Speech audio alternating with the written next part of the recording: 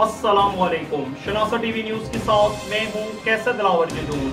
शामिल करते हैं न्यूज अपडेट। अटैक लार्नसपुर रेत की कान में तोदा गिरने से 2 मजदूर जहां बाग। हम आपको आगाह करते चलें कि लार्नसपुर रेत की कान में मट्टी का तोदा गिरने से हैवी मशीनरी समेत 2 अफराद दब गए। रेस्क्यू 1122 ने जाए वकुआ पर पहुंचकर दोनों अफराद की लाशें निकालने के लिए रेस्क्यू ऑपरेशन जारी। जहां बाग होने वालों की शनाख्त 20 साल अरसलान सकना हाजी शाह और 22 साल तोकीर सकना पिंड त्रेड़ के नाम से हुई।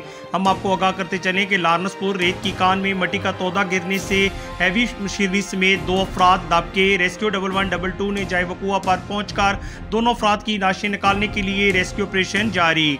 जाबाक होने वालों की शनाख्त 20 साल अरसलान सकना हाजी शाह और 22 साल तोकीर सकना पिंड त्रेड़ के नाम से हुई। कैमरामैन टीम के साथ कैसर दिलावर जदून, शनासा टीवी, हसन अब्दाद। मजीद बाखबर रहने के लिए हमारा YouTube चैनल सब्सक्राइब करें। सब्सक्राइब के लिए वीडियो के नीचे लिखे सब्सक्राइब पर क्लिक करें और बेल आइकन दबा दें।